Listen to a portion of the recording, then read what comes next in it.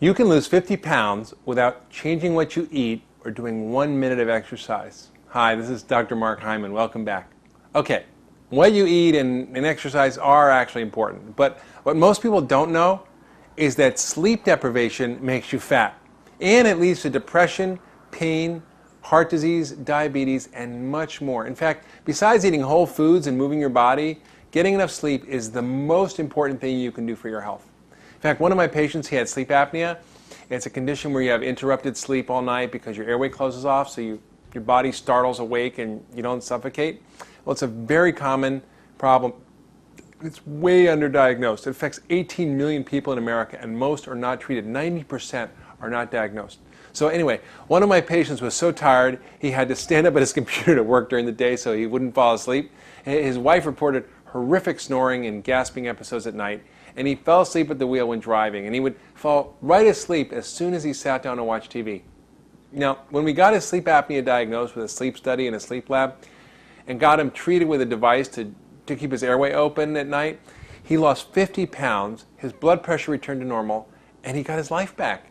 Now, those with sleep apnea are not the only ones in trouble, right? It's estimated that 70% of Americans are sleep deprived.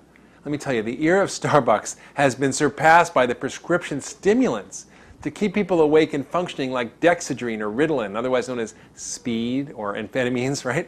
Surprisingly, I see an increasing number of patients, not prescribed by me, but prescribed these uppers by their psychiatrists because coffee is not enough. I mean, if we can't do 10 things at once, then there must be something wrong with us, right? Wrong, right? Our bodies and our biological rhythms that keep us healthy produce cyclic pulses of healing and repair hormones, including melatonin and growth hormone. And when those rhythms are disturbed by inadequate or insufficient sleep, disease and breakdown really get the upper hand. Now, most of us need at least 8 hours of restful sleep a night. Getting this is more and more difficult. I mean, yet we evolved with the rhythms of day and night. They used to signal us, to a whole cascade of hormonal and neurochemical reactions that keep us healthy by repairing our DNA, building tissues and muscle, repairing our bodies, regulating our weight and our mood chemicals.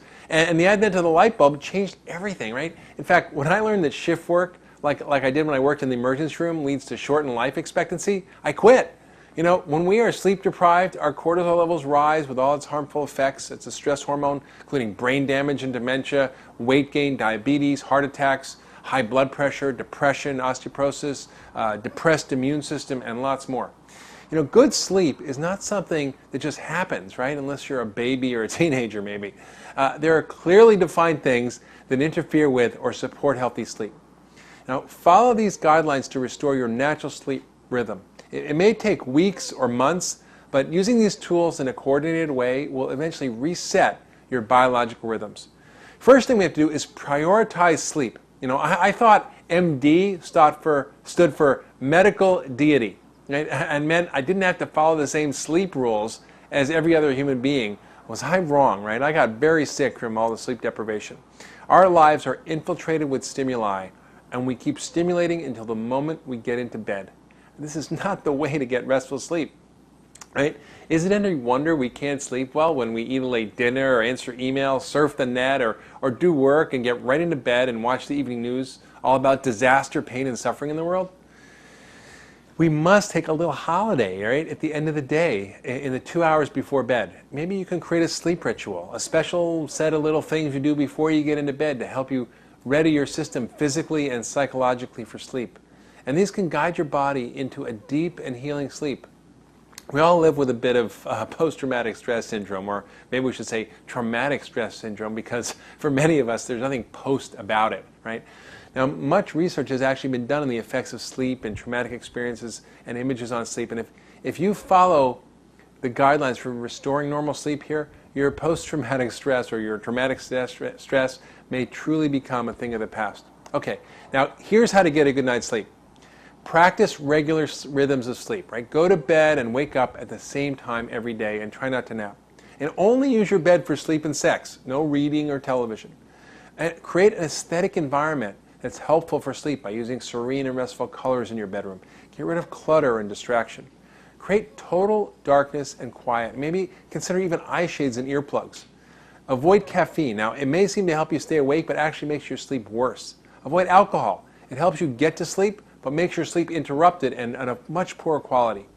And get regular exposure to daylight for at least 20 minutes a day.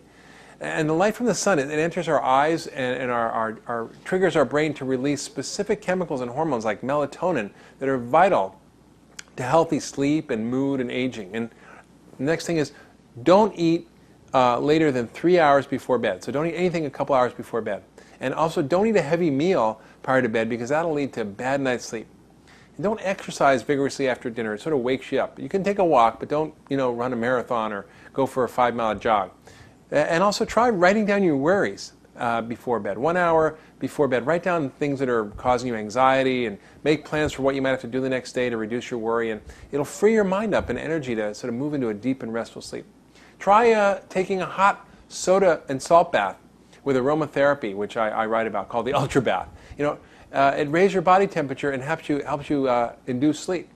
And then I would suggest try a massage. Maybe you can stretch or do some yoga before bed. Just simple things. Use a heating pad on your solar plexus or your belly, or snuggle next to a warm body. Warming your middle raises your core temperature, and this helps trigger the proper chemistry for sleep. Avoid also medications that can interfere with sleep. Things like sedatives, which help a little bit, but ultimately cause dependence and screw up your normal sleep pattern. Antihistamines, stimulants, cold medications, steroids, headache medications with caffeine. These all interfere with sleep. Try some relaxing minerals like magnesium and calcium. Use some herbs like valerian or passion flower. And maybe try to find the right blend. Try melatonin even, and also consider getting a tape or CD to help you sleep. Consider also getting tested for sleep disorders. There's a lot of them, but if you have all the symptoms of sleep apnea, daytime sleepiness, fatigue, snoring, and have been seen to stop breathing in the middle of the night, get tested for sleep apnea. So remember, don't skimp on sleep. It's one of the most important healing treatments for your body that's available to you every day.